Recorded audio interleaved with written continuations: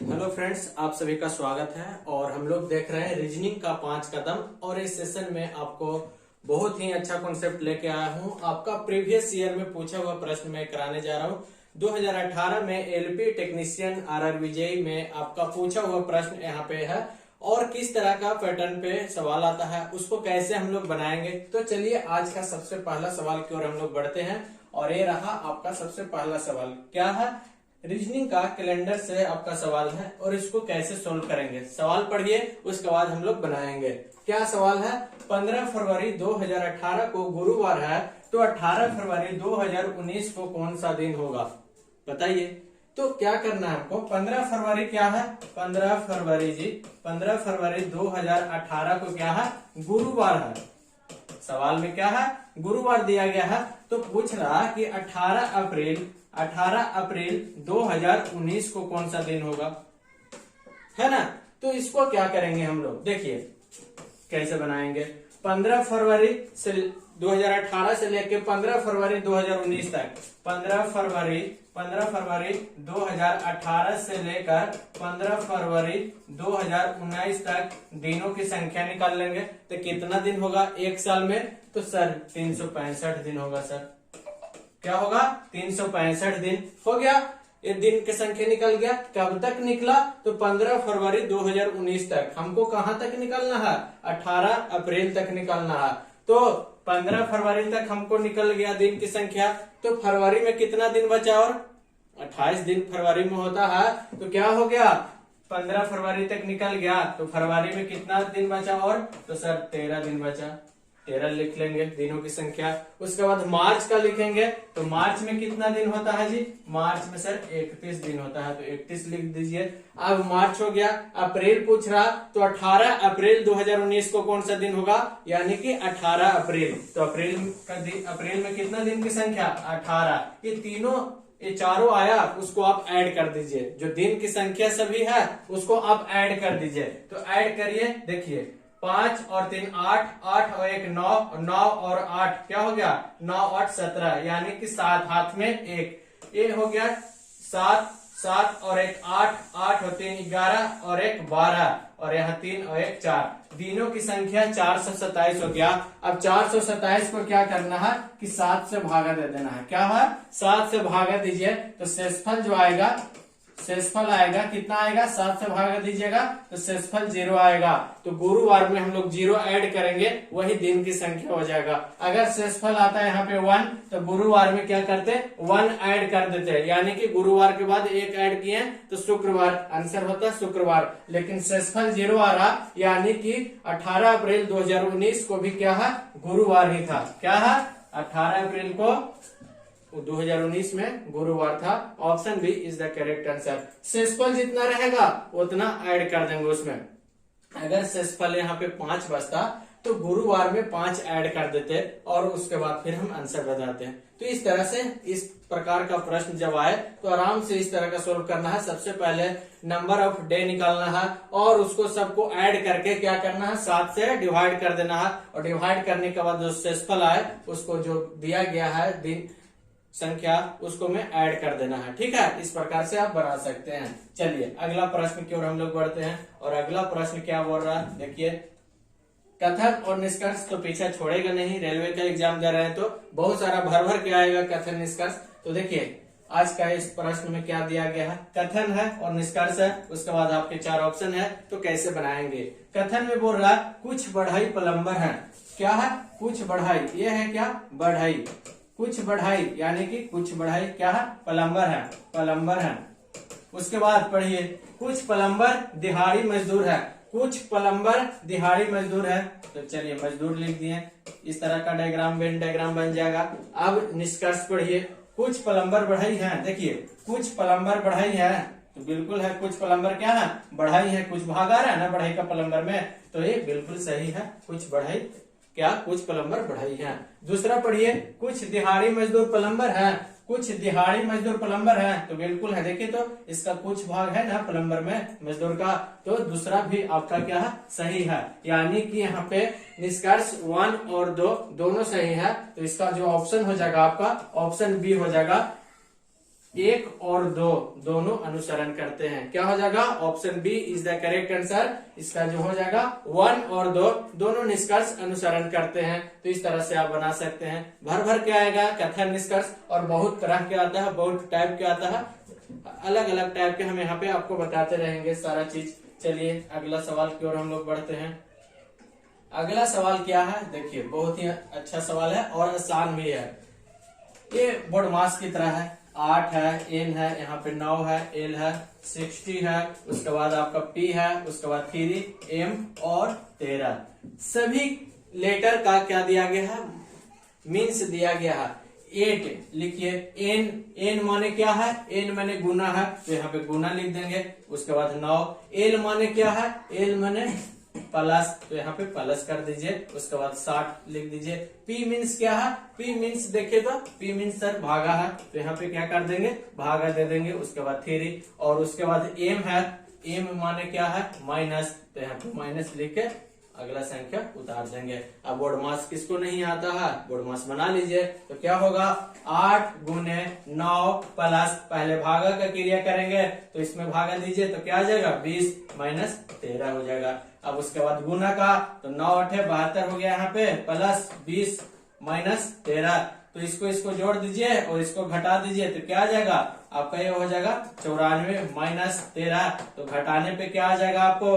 14 में से क्या गया? 94, 92 ना बचेगा जी। 92 माइनस 13, तो यहाँ पे जो आंसर हो जाएगा 79 हो जाएगा। क्या हो जाएगा? 79 हो जाएगा। Option A is the correct answer. क्या हो जाएगा? Option A is the correct answer. तो इस प्रकार से आप बना सकते हैं बहुत आसानी तरीका से। प्रीवियस ईयर में सारा सवाल पूछा गया है आपका।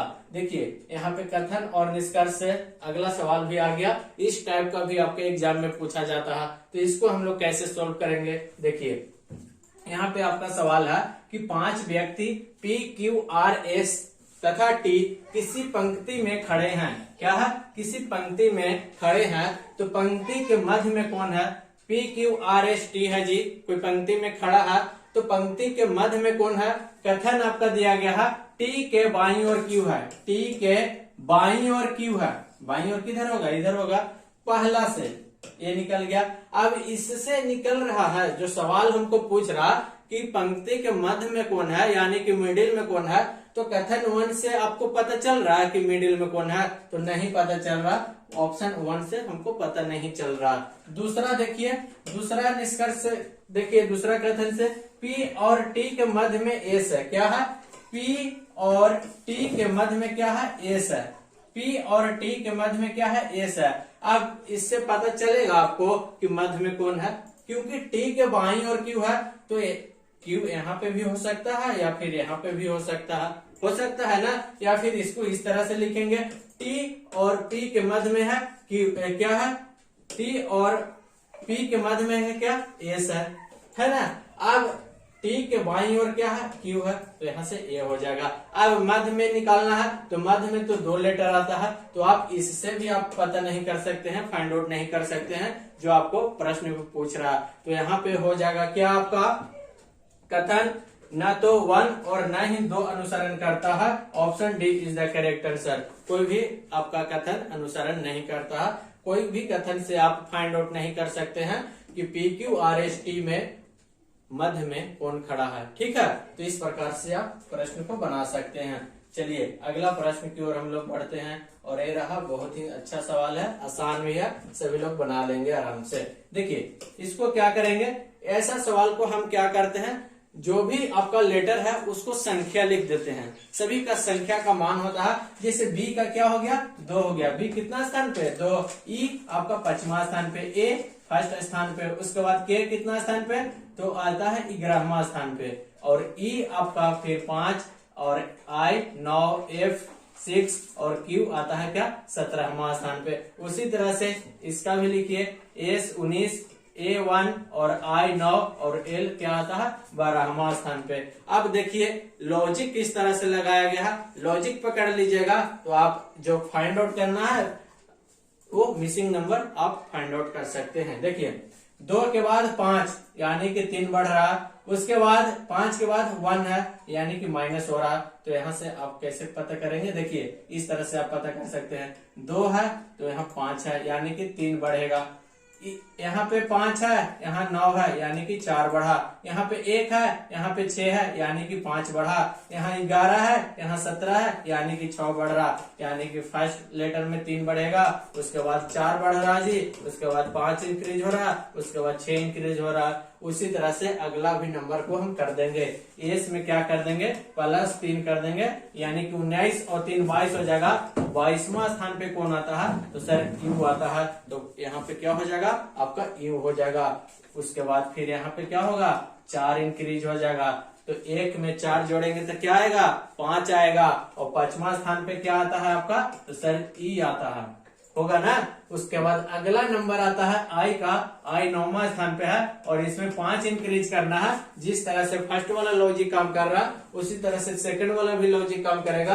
तो इसमें 9 और 5 में जोड़िएगा तो 14 आता है और 14 का नंबर क्या है, एन है। तो क्या हो जाएगा, यहाँ पे एन हो जाएगा। उस तरह से एल +6 कर देंगे यानी कि 12 और 6 18। तो 18 नंबर पे कौन आता है, तो आर आता है। तो देखिए तो कौन सा हो जाएगा, यू आता है। उसके बाद आपको देखिए तो UENR है, यू आता है किस पे, यहाँ पे देखिए तो मिस्टेक हो रहा है ना। 19 और 3 क्या हो जाएगा, S 19 और 3 22। तो आपका देखिए यहाँ पे यू होना चाहिए, क्या होना चाहिए जी, यू होना चाहिए, है ना। यू कितना स्थान पे होता है, 21। अच्छा सॉरी, यहाँ पे क्या होगा, भी होगा। 22 स्थान पे भी होता है, मिस्टेक। चलिए तो ये ऑप्शन आपका क्या हो जाएगा, सी इज द करेक्ट आंसर हो जाएगा। क्या, VENR। तो नंबर याद रखिएगा तो आप आसानी तरीका से बना सकते हैं, ठीक है ना। नंबर मिस्टेक हो रहा था, आप नंबर को ध्यान रखिएगा। ये नंबर लिख कर आप आसानी तरीका से सॉल्व कर सकते हैं। फर्स्ट वाला लॉजिक जिस तरह से काम कर रहा उसी तरह से सेकंड वाला लॉजिक काम करेगा। ये क्या हो रहा, बी के बाद ई है यानी कि 3 इंक्रीज हुआ। ई के बाद आई है यानी कि 4 इंक्रीज हो रहा। ए के बाद एफ है यानी कि 5 इंक्रीज हो रहा। और के के बाद क्यू है यानी कि 6 इंक्रीज हो रहा। उसी तरह से हम इसको कर देंगे। एस है यानी कि 19वां स्थान पे तो 3 इंक्रीज होगा। तो 22वां स्थान पे क्या आएगा, भी आएगा। उसके बाद ए है पहला स्थान पे तो 4 इंक्रीज करेंगे तो ई आ जाएगा 5वां स्थान। उसके बाद आई है 9वां स्थान, उसमें 5 इंक्रीज करेंगे तो 9 5 14, 14 स्थान पे क्या आएगा, एन आएगा। उसके बाद हम लोग क्या करेंगे, एल है 12 स्थान पे, उसमें 6 इंक्रीज करेंगे 18। और 18 नंबर पे क्या आता है, आपका आर आता है। तो क्या हो गया, VENR। Option C is the correct answer. तो इस तरह से आप प्रश्न को सॉल्व कर सकते हो। तो इस तरह से हम लोग प्रीवियस ईयर सॉल्यूशन देख रहे हैं जो आपका टेक्नीशियन, RRB, JEE, ALP में पूछा हुआ प्रश्न है 2018 में। और इसी पैटर्न पे आगे भी आने वाला एग्जाम में पूछा जा सकता है। तो ज्यादा से ज्यादा आप लोग रिवीजन कीजिए और वीडियो अच्छा लगेगा तो शेयर भी कर दीजिएगा। कमेंट करके जरूर बताइएगा कि कैसा लग रहा है। और नए हैं तो चैनल को आप लोग सब्सक्राइब कर लीजिएगा। मिलते हैं हम लोग अगले वीडियो में, तब तक के लिए थैंक यू, जय हिंद।